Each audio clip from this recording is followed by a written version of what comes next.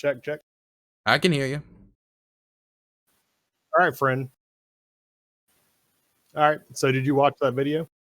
I didn't watch that video. We can watch it in a second, but I wanted to ask you about why I called you a piece of shit, right?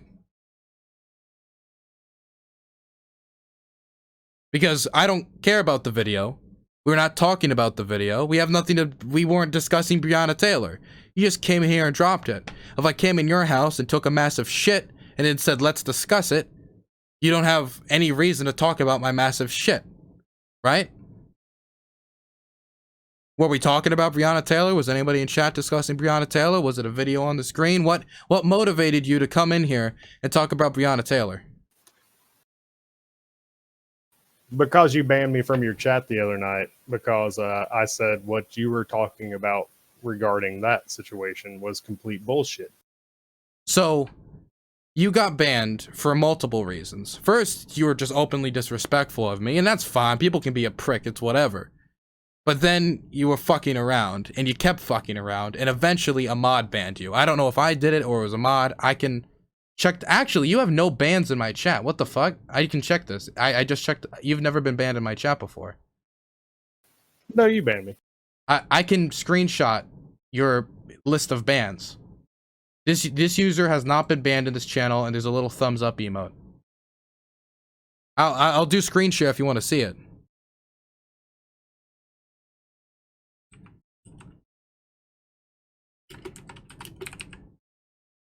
You went on a little tirade about, I'm so fucking sick about these conservative assholes just coming in my chat, fucking talking shit. Well, yeah. I'm so angry. I'm so angry. Well, okay, let me ask you a question. Hey, shut the fuck up and watch the video. How about you suck my cock? Now, back to the topic at hand, okay? When you come into a chat and you say, hey, you're a 19-year-old, you got no experience, you don't got this, you never worked in corporate America, you say all that, but I have more experience in this field than you will ever have at the age of 19. I've accomplished more than you ever will at the age of 19. And you coming in to talk about my field, which the Breonna Taylor thing would cover, it's politics, what gives you any right to discuss it whatsoever, or to say I can't? Hey, bro, that bedroom you're in, who owns that? I own it. I pay rent. Oh, you're renting a house? I'm renting a room in a house. Why would I need to pay for anything more? I don't need anything more. So you've never owned property? Why would I need to own property to talk about foreign policy? Okay. So I guess property taxes, I guess you're a goddamn expert on that, right? Oh, I didn't know foreign policy and property taxes were so closely linked. Tell me how the Syrian civil war and the SDF relate to property taxes? The fucking Syrian civil war? Oh, well, you came in, you're cutting my credentials on foreign policy. So tell me how me not owning a house stops me from talking about the Syrian civil war. Hey, dickhead. Have you ever fucking been to the Middle East? No. Oh, have you ever served in the military? No, I haven't picked up a gun. And okay, so maybe you should shut the fuck up when you're talking about. Did you serve in the military? 19 years old. Did you serve in the military? Yeah, I did. So how can you have served in the military, yet be such a fucking dumb fuck on foreign policy? How can you be sent around the world and still be such a dipshit on these issues? How can you actually be sent around the world, give training, be willing to go kill people with a rifle around the world, yet know nothing about the issues you're talking about? Going to shoot people, but rely entirely on ignorance to, you know, build yourself up to go do it.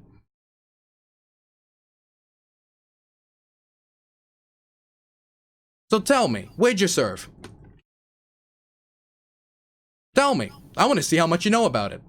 If you're going to question my knowledge. Where'd you serve? Kandahar, Afghanistan. You served in Kandahar, Afghanistan. Okay. Did you support the Afghanistan war? Fuck no. It was during the Obama administration, by the way. Okay. You served during the Obama administration. What do you think of Donald Trump's policy in Afghanistan? To be quite honest, he's been the best out of the past 4. Why? How many major conflicts have we been involved in? That we're involved in Afghanistan. We're still involved in Afghanistan. I'm asking you about Afghanistan, not other conflicts. Why is he good on Afghanistan? That's unrelated. How many major conflicts have we been involved In Afghanistan, the Afghanistan conflict we're still involved in. I'm asking you about Afghanistan, the place you served. Since you're going to call me ignorant, I'm going to ask you about your knowledge. And I'm giving you an easy question. If you went over there and fucking served there, what do you think Trump's policy on Afghanistan? Why is it good? Tell me, why is the Trump policy good? You just said it's the best of all the other options. Why is it good? Because he did not escalate it. He dropped the mother of all bombs on Afghanistan. He's increased drone strikes by I don't know how many percentage. He bombed Afghanistan to fucking smithereens, and then is getting negotiated down out of Afghanistan, doing a rapid withdrawal, while also making sure that the Taliban hasn't even accepted the basic fucking requirements that negotiation was supposed to lay out, like women's rights. So he drops the mother of all bombs, peppers the whole fucking countryside with drone strikes, restricts data so the public can't even see what is happening with the drone strikes, and then tries to pull out to do a last-second populist move like he did in Syria and fuck that shit up too. How is that good? How is that better than Obama? How is that better than Bush? So, and I don't, again, you're a very young 19-year-old fucking person who doesn't really know what the fuck's going on over there. Hey, you do understand. Wait, counter what I said instead of going after my age, okay? I get it, you're scared, you fucking don't know anything, and you're in here, and you're embarrassed because a 19-year-old smacking you around, okay? Just respond to my question. You don't need to do the ad hominem. I asked you a question. Man up and respond. Do you got the cojones to do that? Hey, who do you think we're working with over there now? Well, we used to work with the Northern Alliance. We still work with separate warlords. We work with the Afghan government. Even though the fucking Ghost Army problem is its own thing, we still work with them.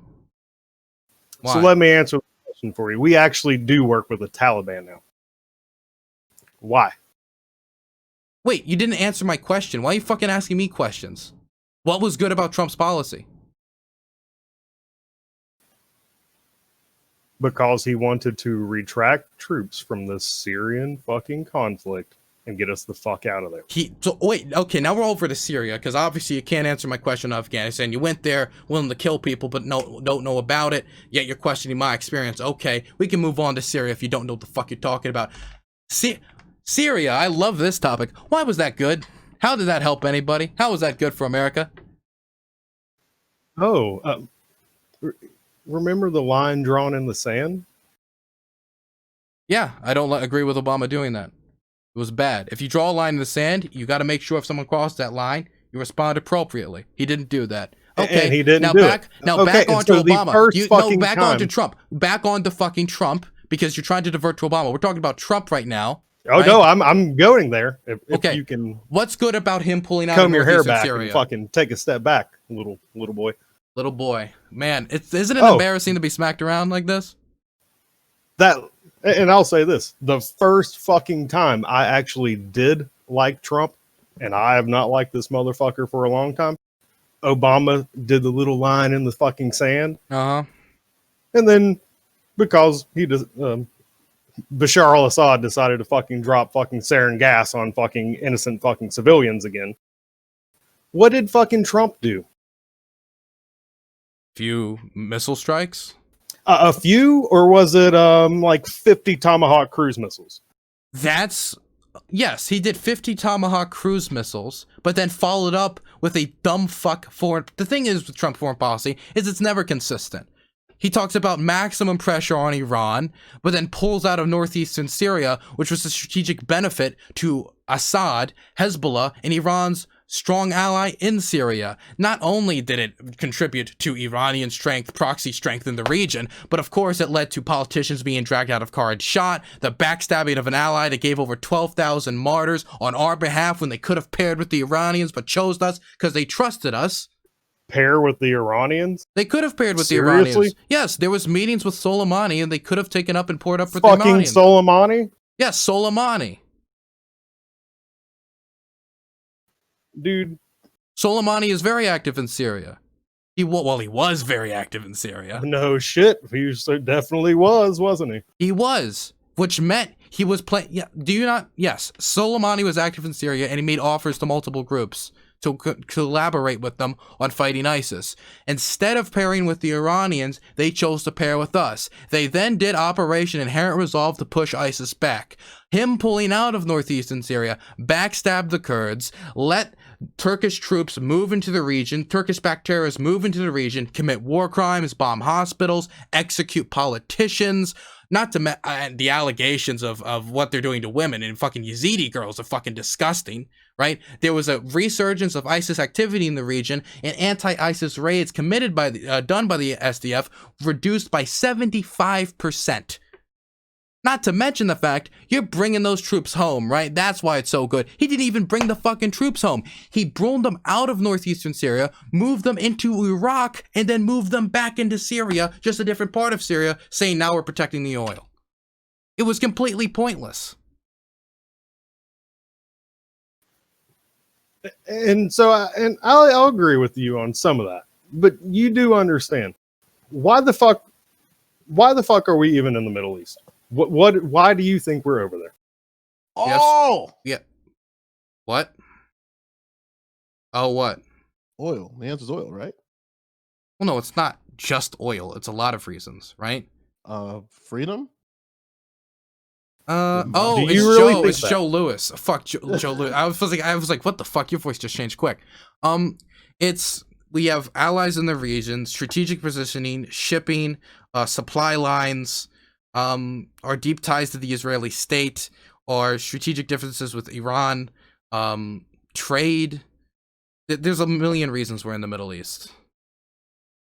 Some people would say humanitarian concerns. Really? You honestly think the entire reason we've been in the Middle East for decades is because of humanitarian concerns? I just gave you 8 things, and I said at the end of it, some people would say humanitarian concerns, and then you took the last thing and you said, that's why we're there? The only reason that we're not been over there is for stability. And why is that? What the fuck is that? I give you a million different reasons. Question. Joe Lewis, please. Why Joe Lewis. America Yep. What's up? Sorry. We're gonna cut it for a little bit, okay? So, I give you a bunch of reasons. Like trade is a reason why we're involved in the reason, because we have all these different things, and then you say the only reason is stability. Well, fucking duh. But why do we want them stable? Because the world competes in a global market for what? I assume you're about to say oil or resources or something along those lines. Oh, holy shit, look at the big brains on this guy. Oh, you just like the wars are for oil guy? Is that what it is? Is this the fucking oil petrodollar fucking scheme thing? Like, are you gonna tell me now the reason why we were really involved in Syria is because we wanted to stop the pipeline that was gonna tackle America? Is this the fucking Tim Pool, like, Pipe-a-Stan fucking meme? Is that what we're engaging in now? Or what? No, you dumb fucking kid, dude. You do understand that the entire world competes in a global market for the 50-gallon drum of barrel, right? We compete for a lot of things in the Middle East. We compete for trade. We compete for security goddamn concerns. Poppy flowers or sand? No, fucking, there is trade that we have. For peace? Do you want an answer? Yeah, dude, what is it? There's trading partners. There's security allies. There's a lot of reasons why we're involved in the Middle East. One of them is obviously resources. Duh. But what is the only goddamn resource we care about? Crude. That's not the only resource we care about. Oh, we care about the fucking how they treat women in fucking Syria. If all we cared about was oil, then why the fuck did Trump do steel tariffs? If all we cared about was fucking oil, why do we do the trade for everything else? Why, if all we cared about was oil, why did we fucking okay? Let's take a step back here, because this is getting into some dumb fuck simplistic foreign policy analysis that I usually get from lefties, and I don't usually get this from righties, right? Yes, oil is one of the factors that is why we're in the Middle East. Another factor would be great power competition, right? The idea that if we're not there, our competitors will be there. So I guess balance of power would be another reason. We do trade with many of the people in the region. By the way, the Persian Gulf, if you look at the Persian Gulf, you look at the traveling between basically Somalia, Yemen, Oman, Saudi Arabia, and the routes there, shipping routes would be another reason we're involved in the Middle East. There's a few reasons, more than oil, that we're involved in the Middle East. And the oil analysis, I think, is extremely simplistic, and I think we're beyond that. Shipping routes for what? International trade. It isn't just oil that passes through there. It's one of the busiest shipping routes in the world. Yeah, but what the fuck is going through there that we care about? Products, consumer goods, oil would be one of them. What? Plastic toasters? Is that why we fucking care?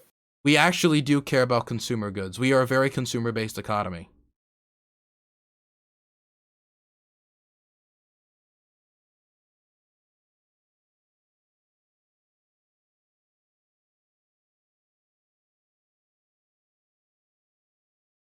Your Honor, should I present the evidence to the court? Yeah, Joe, what's up? So I did a statistical analysis of the video in question, and I'm kind of curious as to why this individual posted such video in your chat room.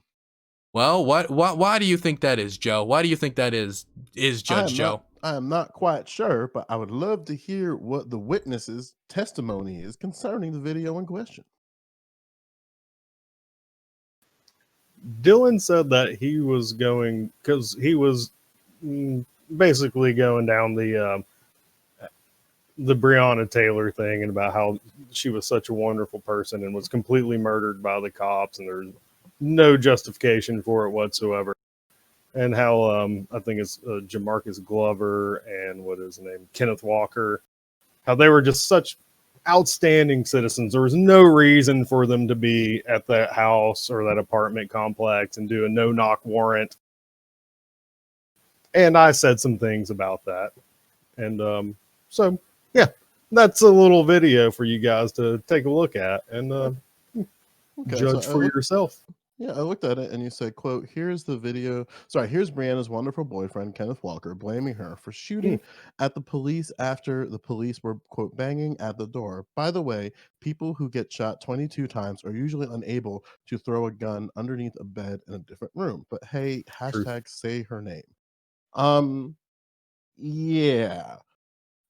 I'm not too sure what your point is here, because the only thing that you showed with that video is that law enforcement was incredibly negligent at the response of a witness saying that the only individual in the home is dead.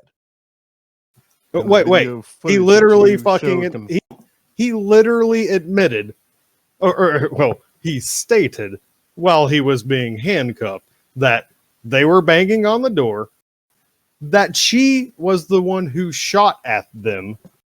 He also he declared way before that, and you're misrepresenting the video that you sent, but he declared to law enforcement that she was dead and they didn't know why they were there.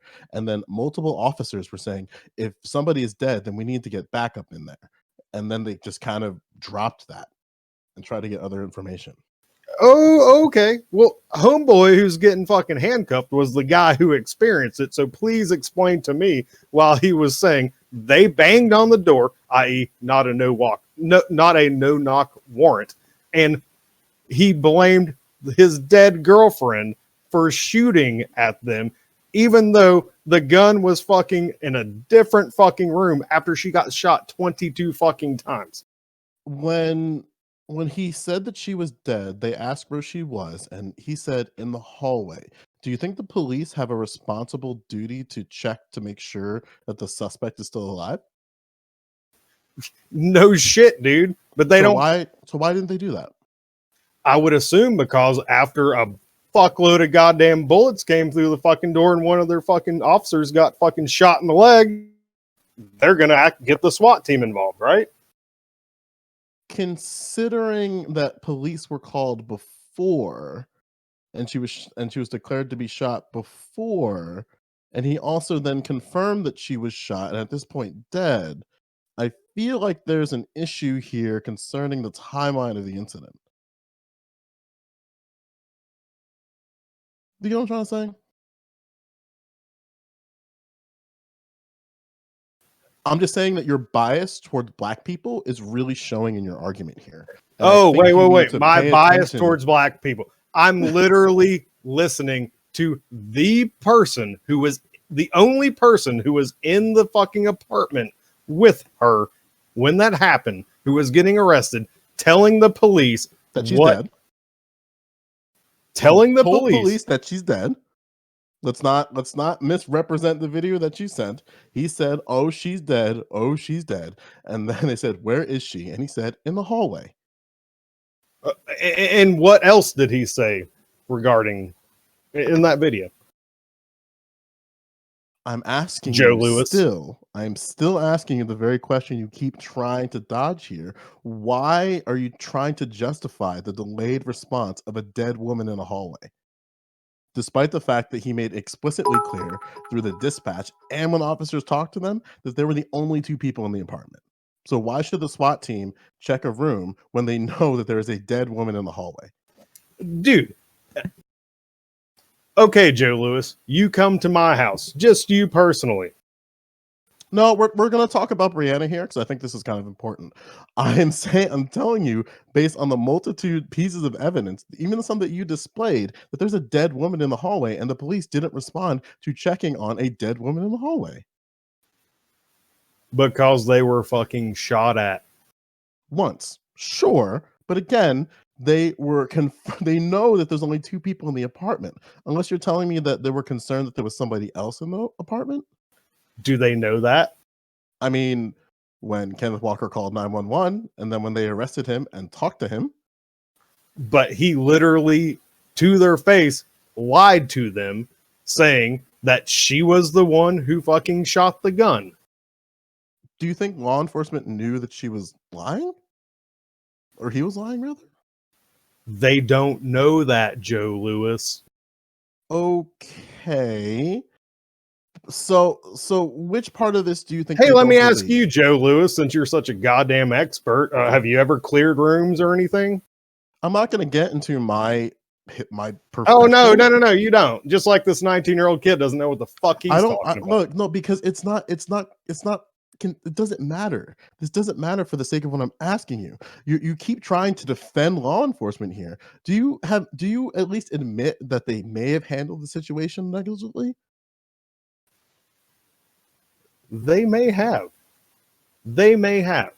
But for you guys to sit over here. So here's a question. What could they have done differently? In your opinion, as somebody who clearly seems to have expertise in this. Let me say this. They served a warrant. Why were they even there? What? Please, Dylan, Joe Lewis, hilarious name, by the way. Please tell me, why the fuck were the police even there? I mean, it's kind of weird for you to say that my actual legal government name is hilarious, but we'll get over that part. They never really explained to Kenneth Walker why they were there in the first place. And he asked multiple times. He even asked, why are you doing this? What is this about? And he continued to ask this, and law enforcement did not answer that question. My goodness, a criminal fucking trying to play dumb. I've never heard about that before. Why were the police there, Joe? I don't know. Because you don't know. I'm not the individual in this situation. Kenneth Walker is the individual in this situation. Are you saying that just because a criminal asks, or in this case, a person that you think is a criminal asks what they're doing there, that officers shouldn't answer the question? Is that what you're defending right now? I'm trying to understand where this is coming from. Why did they have a warrant in the first place? Again, let's try this again. What could have law enforcement done differently here? No. So you are deflecting. Why would the police be there in the first place? Was it because of a noise violation? Was it because what was it because they were in an argument or anything? Why did they have a fucking court-ordered warrant to be there? Was it just because the police don't like black people? Is that what you're trying to get at? Or please tell me, Joe, why were the police there? Again, I'm not going to answer your question. Because you don't want to fucking go down the fucking hole that I'm getting at. The reason the goddamn police were there, Joe. We can talk about how the police report for the Breonna Taylor case was blank. We can talk about all the other inconsistencies with the case itself, but I'm just particularly talking about the video in question that you sent. Hey, right? Joe. So, hey, Joe. Yeah. Could it be because maybe because they were fucking slinging crack in their fucking community, and there might have been a dead body in a fucking car under her name? Oh, could that be why the police were fucking there? It's a yikes from me, dog. Again, you still haven't really created the answer as to what you think they could have done differently. Again, we understand that there was a dead body in there, and it took. Oh, okay. So they should just politely, excuse me, Breonna and Kenneth and Jamarcus. Guys, listen, I know you're good people. And you haven't been bailed out of fucking jail 15 times because of fucking crack dealing and everything. We just want to have a civil conversation outside with you guys. If we could just do that. I mean, law enforcement has done that for suspects before. So I don't know what your point is here. When dead fucking bodies are being found in cars. So you're missing. Okay, so we know that he called 911, armed himself, and then went to the door. One shot was fired, 22 were in response. He gets arrested. At this point, he declares that you shot her. You shot her. They ask, where is she? Who was shot? And he's like, my girlfriend. And it's like, where is she? And he said, in the hallway. No shit. They shot at the fucking police. My question is, why was the response time so incredibly delayed? Who fucking cares? They shot at the goddamn police. Oh, I see. All right, Don, I'm gonna pull up from this plane. Okay. I'm gonna see you in chat, friend.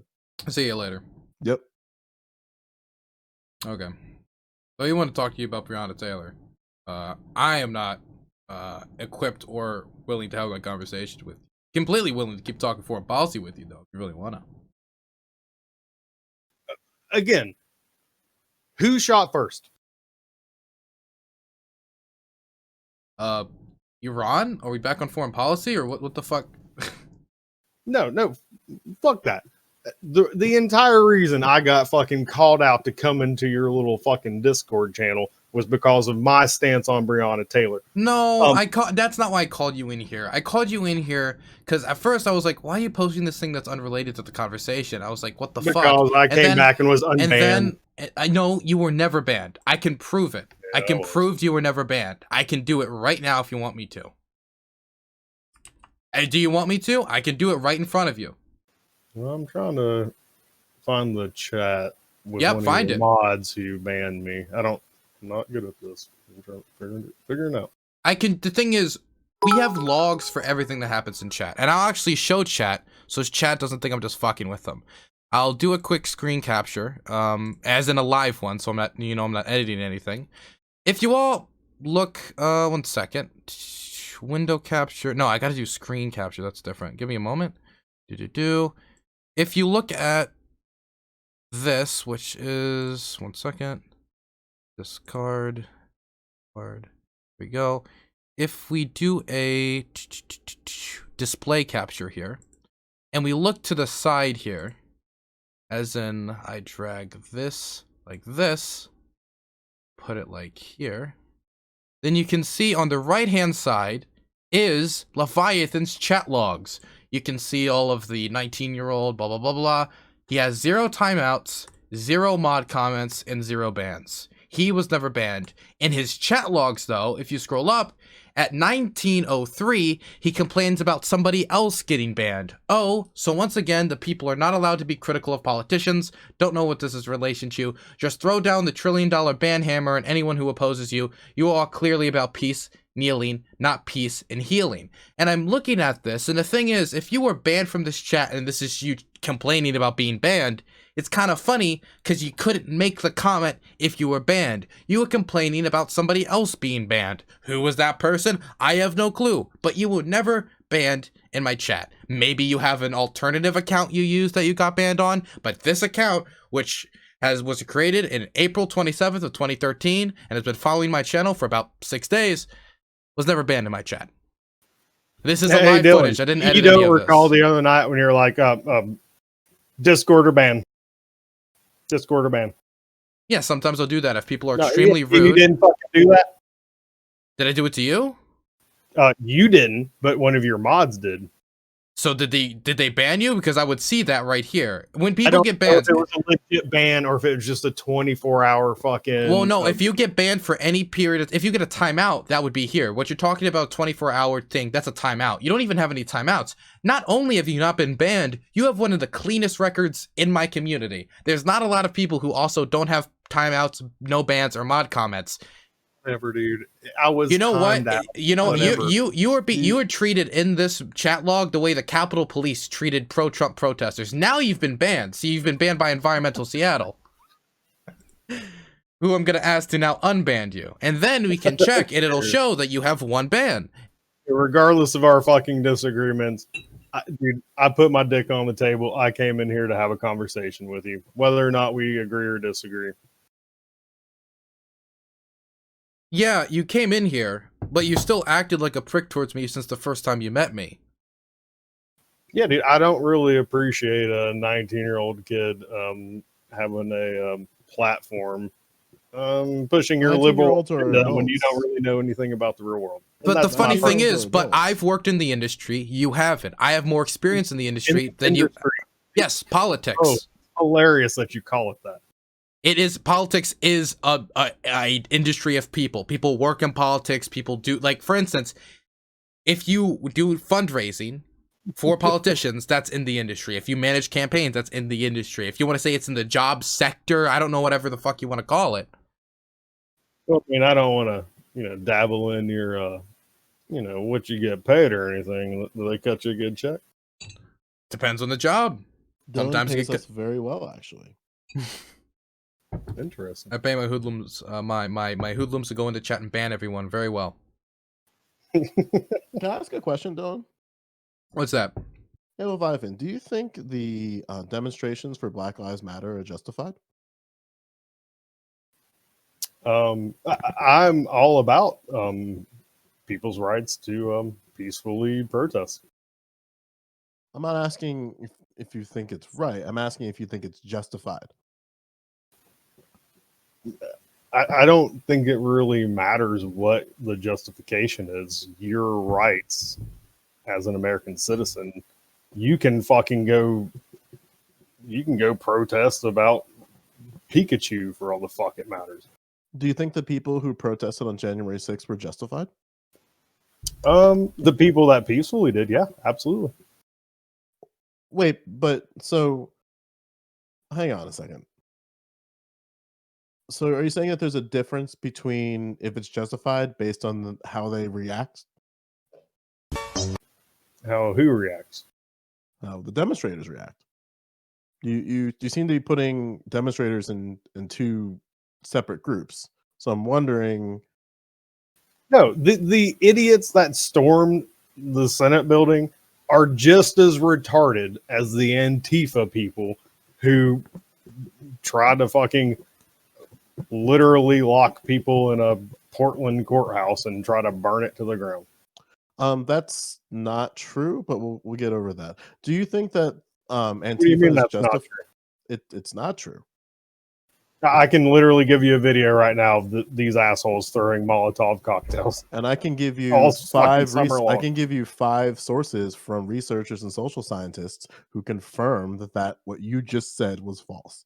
So your video versus my 5 articles. Which one would you like on the table, my friend? Wait a second. That people were not throwing Molotov cocktails all summer long?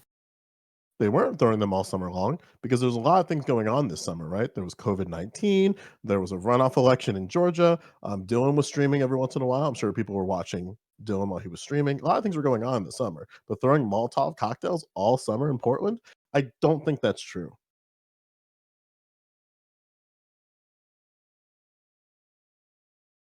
Cool. Can I send a link? Sure. You want my articles? Well, like, actually, here's the question. If you don't read my articles, I won't watch your video. So I'm just making sure we keep the energy up. There's your peace and healing. My peace and healing. Do you think Joe Biden should pardon Donald Trump?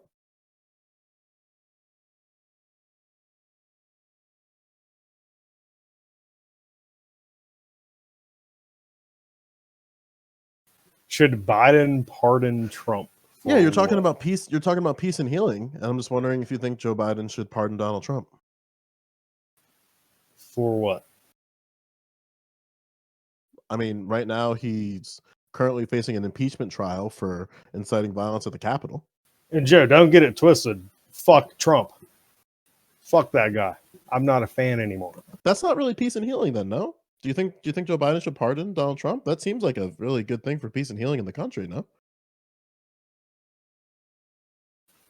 Again, pardon him for what? I mean, he's in an impeachment trial for inciting violence at the Capitol, right? That seems like a really divisive thing, no? Just because you're impeached doesn't mean that he is going to be criminally convicted of anything. Sure, but Nixon was still pardoned, right? Even though he wasn't criminally convicted, he was still pardoned when the impeachment stuff was going.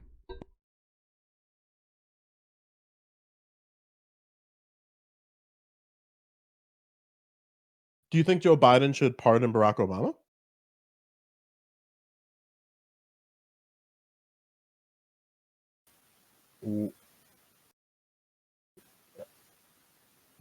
Again, for what? I mean, for potential crimes that he might be convicted for later, no?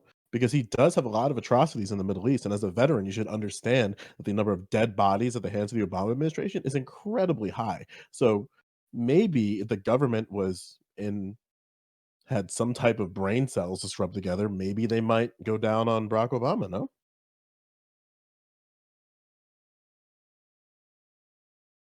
I feel like if we're advocating for peace and healing, right? We should make sure that we extend to these Trump supporters. And it seems like pardoning Donald Trump is a good thing for healing of the country. It seems to be a good, like, across the aisle of showing a man who is in that position that they respect. And although, Dude, did you see the list of fucking assholes that Trump fucking pardoned? Sure. Jesus Christ Almighty. Do you think Lil Wayne's an asshole? No, I actually like Lil Wayne. I'm from Atlanta. Oh, cool. So do you think his pardon was justified? I do think it. I mean, I guess the reason he got in trouble was because he got caught with a gun on a private jet, and I guess he was a convicted felon. He wasn't supposed to have one, or it's illegal to have a gun like that on a private. I don't know. Lil Wayne seems like a pretty base motherfucker, so I like him. Well, a lot of people think Donald Trump is a really base motherfucker. So do you think Joe Biden should pardon him?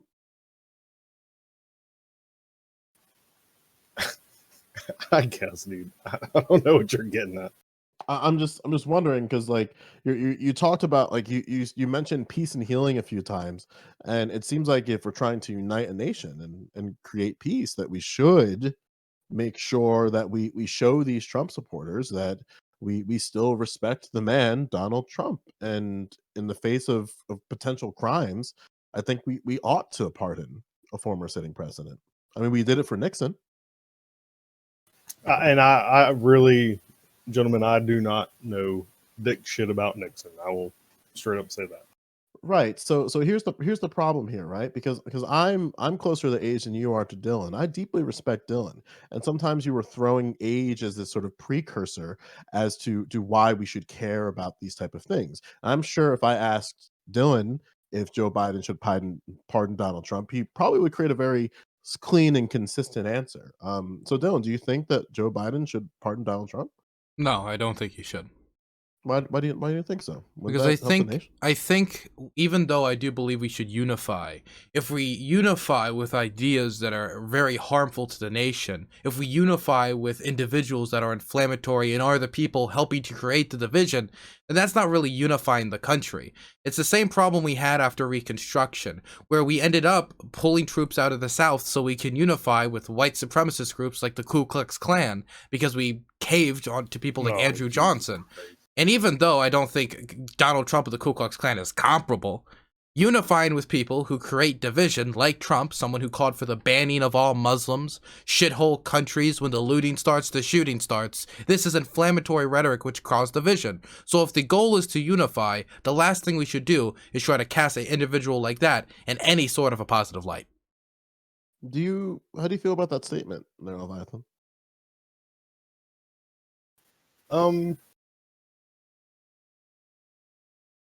So I'll say this. I've lived in the Southeast my entire life.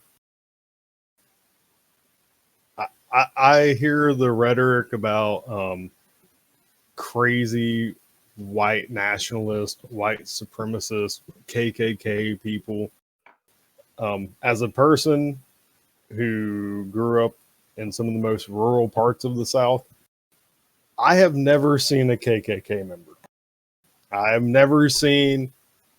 The only thing I've ever seen close to it was when I was in high school, going to like punk rock shows in downtown Atlanta. There was like a small skinhead scene, which were kind of like dumb fucking high schoolers who, you know, the romper stomper people. Other than that, I have never seen wide scale white nationalist, white supremacist that it seems like some of the people on the left and the media continue to keep speaking about. Well, I can tell you, I was in D.C. during the 6th protests. I live in the D.C. area. I've lived here my whole life. And I saw the America First flags and Nick Fuentes, the person who makes certain unseemly comments about MLK and the Holocaust. There was the person there with the Camp Auschwitz hoodie. There was the screwdriver hoodies. The 6 million weren't enough shirts that were there. Not to mention the facial recognition software that found out people in the crowd who were associated with the person who started the White Students Union.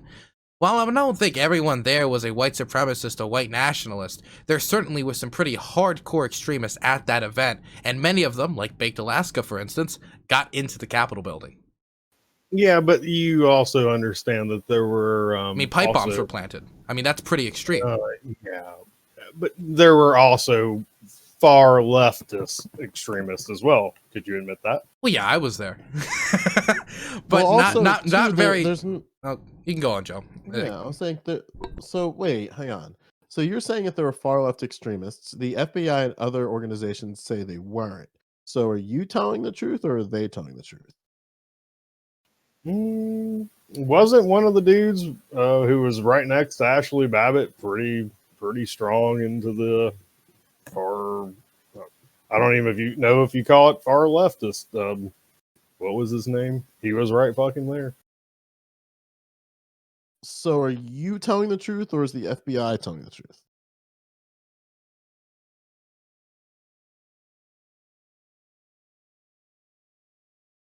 I mean, it's neither here nor there. It is neither here nor there. There were obviously known popular far leftist Antifa people in the group that got into the White House, and I think it's less than 300 people, or excuse me, the Senate building.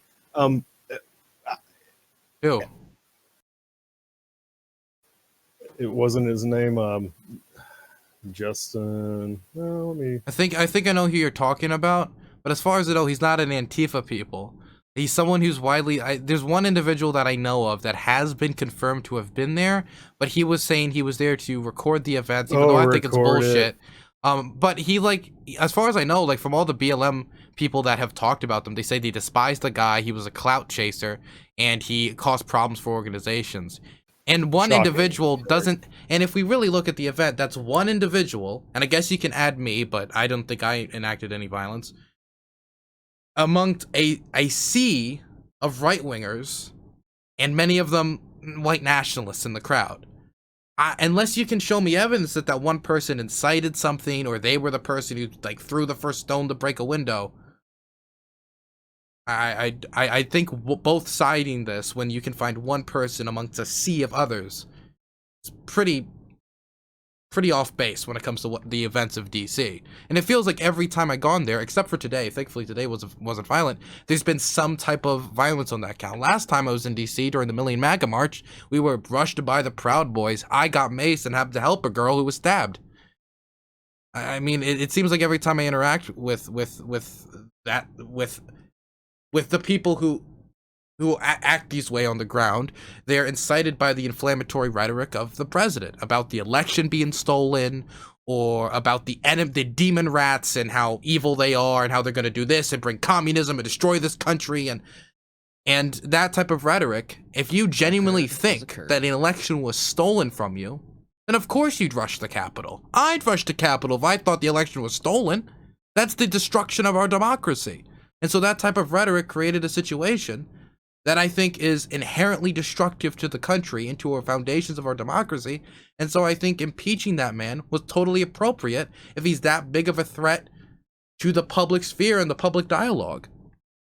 Sure. And you might absolutely be right. And and I could see how the people who would actually like mobilize.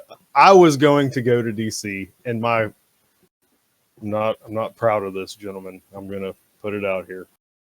My girlfriend said she'd kick my ass out if I went up there.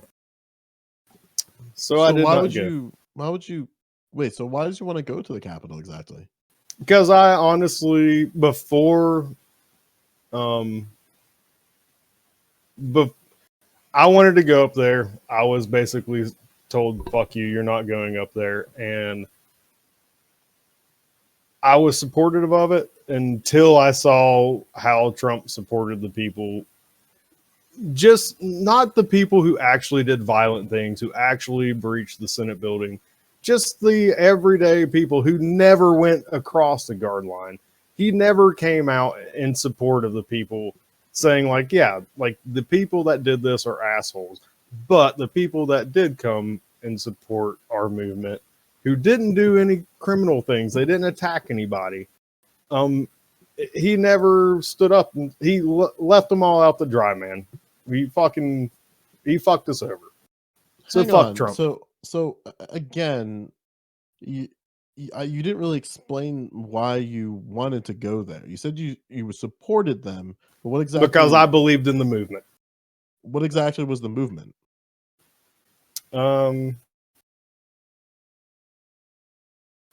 As I see wonderful Pikachu's on my second screen. Pikachu protest. The Pikachu protest.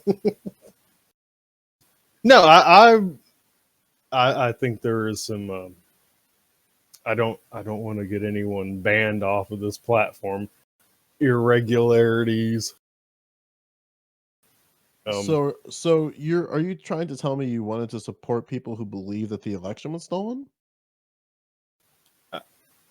I wanted to stand with the people who the America First movement. I'll say that.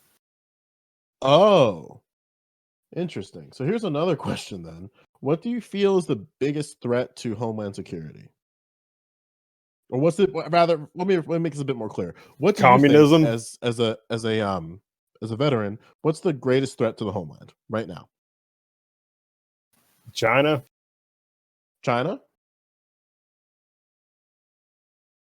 If I told you that the Department of Homeland Security determined that white supremacist extremism remains the most persistent and lethal threat to I've heard security, that before, Joe. That's bullshit.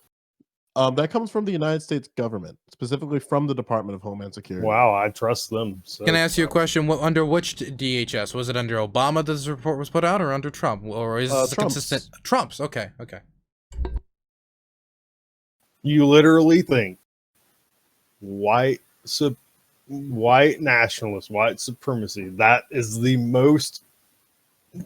biggest threat to our country right now. Well, if you think that, you're an idiot. Oh, well, I agree. It's climate change. But I think that's also a big threat. I don't know if I'd go that route, but okay. Comparatively, right? When we talk about like extremism, there have been more deaths due to white supremacist extremism than any other type of domestic violent extremism. Oh, Jesus Christ. By hundreds of percentages at this point. So that's his name. Don't wear it out. So I'm just wondering, dude. About Jesus or about what he just said? what he just said. Like, Okay. really? How so? Please explain to me how. It has a higher body count by over 5-1. Okay. I mean, I'll just throw out, like, one of the most. How many people have been killed in Chicago this year? That's a non sequitur. Okay. Oh, non sequitur. Well, You didn't answer the question. well, the thing is, right? White nationalist terrorism's intention is to collapse the government, right? Is to collapse it, cause some race war or something along those lines. Like Adam Waffen, for example, wanted to cause like a nuclear race war or something along those lines. Gangs and gang violence, their goal isn't to collapse the United States government. It's to control territory, make quick money, stuff like that. So when we talk about a national security threat or a threat to the state, gangs are bad and they do terrible stuff and they kill people. That is true. But their intention is not to overthrow the government. White nationalist groups have a different intention, and that is to destroy our democracy. So that's why they would put them in different terms. Dude, do they have fucking F-35s? Do they have anti-aircraft weapons? Like, do they have? Well, no, but you, artillery? as somebody who served in Afghanistan, you can see what the effectiveness of what terrorists can do to a public and to a government stability. You can crash some airplanes into a building, man. How many people does that kill? What did our government do in reaction? We passed things like the Patriot Act. We have TSA Yeah, screens believe everywhere. me, I'm not a fan. Things like that had immense impact on our day-to-day life. So I'm just kind of I'm confused here because of 800 and over 800 shootings in Portland, it resulted in 54 deaths, right? And when we look at what the Department of Homeland Security describes as white supremacist extremism, there have been 8 incidents, and that led to 37 deaths. So I'm trying to wonder here, per capita, which one do you think is more dangerous to the homeland? Well, that is interesting. You bring up Portland. Um, isn't that one of the most like widest places in this country? I don't know why it got so randomly racialized there. So I'll ask the question again. Um, what Department of Homeland Security described as white supremacist extremist acts, there were 8, which were linked with 37 deaths. Now, in Portland, there were 858 separate shooting incidents with 224 people. Of that, 54 people were killed. So per capita, which is the bigger threat? And again, somebody I'm sure is listening to this in chat and they could source that number because 54 might be from 1993. I might be misremembering this here. But yeah, I'm looking at your chat and it's like obvious racism. Fuck this dude. Well, don't listen to chat. Listen to me then. so like again, like per capita, which one do you think is a bigger threat to the homeland? I would wager to bet that more people get murdered in this country in just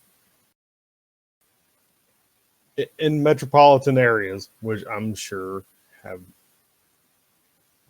again, you can bring race into it, whatever the fuck you want to do. I don't think it's white supremacists that are killing more people in the United States of America. Well, I mean, one clearly shot up a Walmart. And okay, great. That's one example. I mean, we could go down the 8 that they cited, and it seems like the amount of damage that they can do is significantly greater than individuals in any other. Because again, like gang violence is bad, as Dylan brought up, and that should be stopped. But the chat brings up Charlottesville. Oh, of course, well, what about Dylan Roof, who went into a black church and killed? How many people did he shoot? I mean, are we gonna downplay the people that Dylan Roof killed? Like that they? No, I'm not. I'm just saying how. No, we're talking numbers. How many people did he shoot?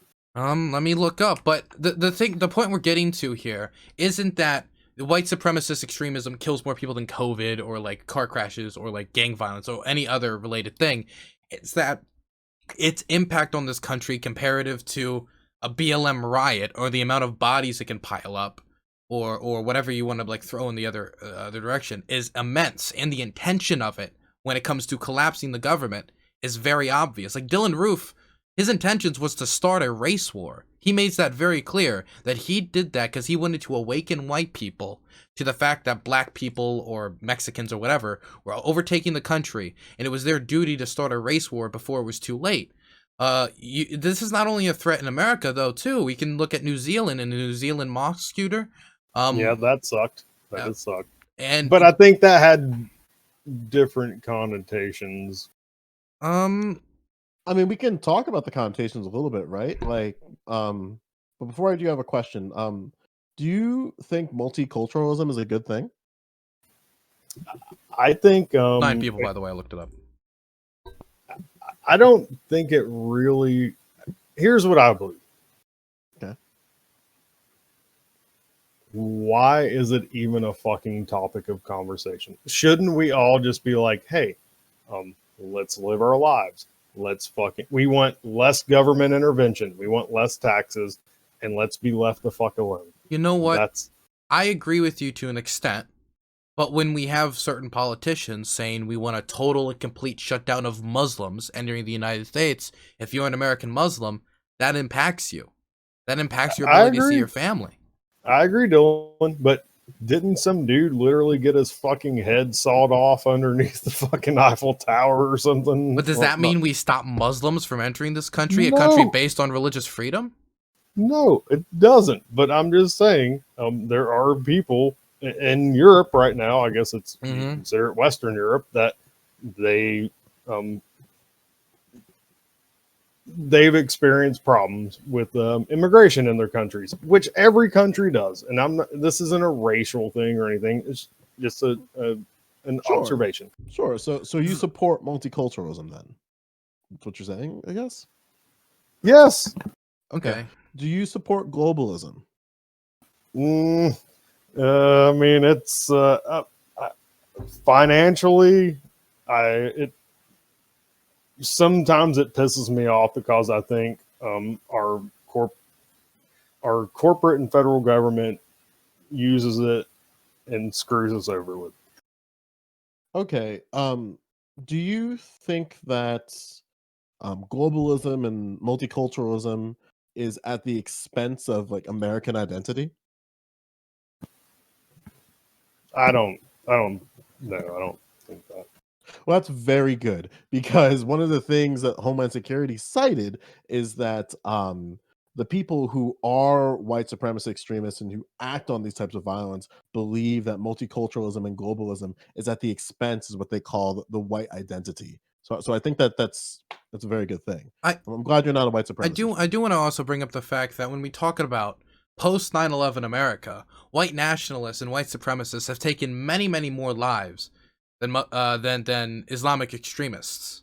Many more lives by a large factor. The frequencies of attacks is higher. The death tolls are higher. Not to mention the fact that those people on the 6th accomplished what terrorist organizations around the world dreamed of, and that was sieging the United States Capitol, breaking in, and almost getting that close to interacting with legislators in a very negative fashion. Terrorist groups around the world like ISIS dream of an opportunity to do something like that. They would pay an arm and a leg to do something like that, and we let that happen with basically zero resistance. Yeah, Dylan, but I gotta disagree with you there, man. Because, dude, come on, dude. There was a point in time where there were 70+ people getting shot or murdered in Chicago over every weekend and over the summer. Do you think that those people were being killed by white supremacists? No, but these are different these are different problems. For example, I understand. But like if you said, wow, 3,000 people were killed on 9/11. That's terrible. We need to do something to make sure that doesn't happen again. And I responded, 200,000 people die in car crashes every year. So, do you think they were killed by Al Qaeda?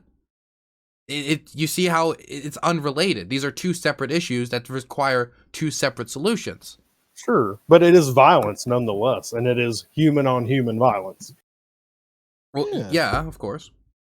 Yeah, so it's kind of sort of the same and a little roundabout way. Well, yeah, but if one person is killed because of a drug deal going wrong on a street, is very different than if someone was killed by an ISIS sniper in the middle of Syria. The reasons and forces behind these two things that led to human on human violence are completely different. The thing that lead to somebody joining the game, the lack of economic opportunity, lack of education, the hollowing out of industrial America, all these things that lead to the rise of gang violence in communities is different than the things that lead to somebody becoming a white nationalist terrorist, which I would say one of the factors was the failure of Reconstruction, which would also, I would say, contributed to gang violence due to the lack of economic. That's a totally different topic. Failure of Reconstruction, conspiracy peddling, this feeling that whiteness is losing its power in this country, people angry about changing demographics. And of course, I would also say that these issues are connected in some ways, like through Reconstruction, but a lot of the solutions are going to be vastly different. And so when we're talking about terrorism and forces that are trying to overthrow the country, which the Bloods and the Crips are not trying to do, the white nationalists have been a lot more deadly and a lot more effective post 9/11. Oh, God. Sure, man. And you kind of started to, in a way, kind of get into what I was going to say, but okay, great. We can go down that road. Fine. The white nationalists, the KKK, the fucking Boogaloo boys, whoever the fuck we want to talk about. That's who we have to all be concerned about. We should address all those problems again. And I know your chat's like, he keeps bringing up Chicago and Portland. We and can all these. Address both issues. We should address gang violence and white supremacist terrorism. We can address both. There's different solutions, but we can address both. And I just don't think we should ever like downplay one issue by just bringing up another, right? Somebody says, we need to stop COVID. Oh, well, veterans are homeless in our community, so fuck you. It's not like we can deal with veteran homelessness and try to deal with the pandemic and also try to deal with climate. Like, these are issues we can all try to deal with. It's not one or the other. And you know, and again, dude, I do apologize for talking shit about you being young and everything, but I also think you are, for being a young person, you are very hopelessly optimistic. I will say that I would rather strive for an unattainable goal and miss it by a mile than get in my doomer mode and do nothing. Yeah, and I respect that. I'd rather shoot for the stars and hit the moon than shoot for the moon and hit a cloud. Yep, and I totally respect that, man. And we probably need more people like you fuckers. I appreciate that. Well, I think this conversation's reached its natural conclusion. Yep. Thanks, Dylan. Sorry if I know I've offended at least 414 people in your chat.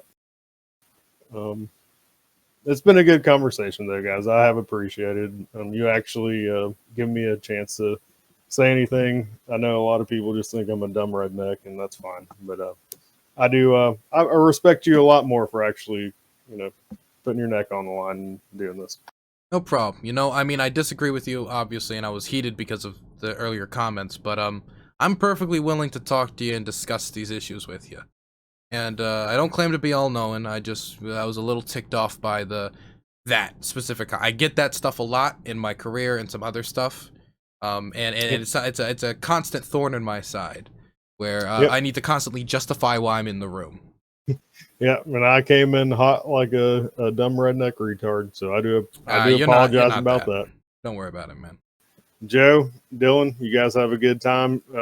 I'll let you guys get on with your stream. I'll get off here. Okay, see you later. Later, guys. Yep. So, the button. Move them in the Collins. Okay. Well,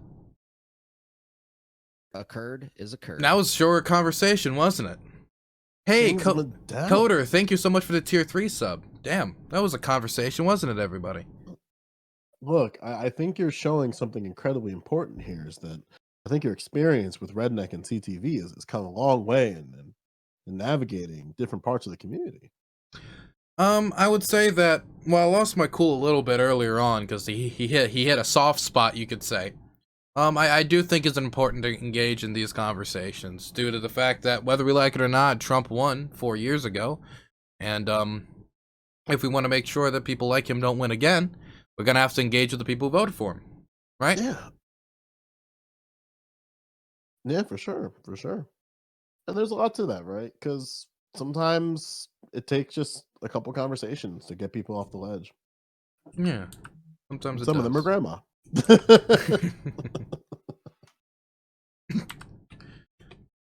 Man, All right, I'm gonna go back and shit and chat. no problem. Thanks for coming in here.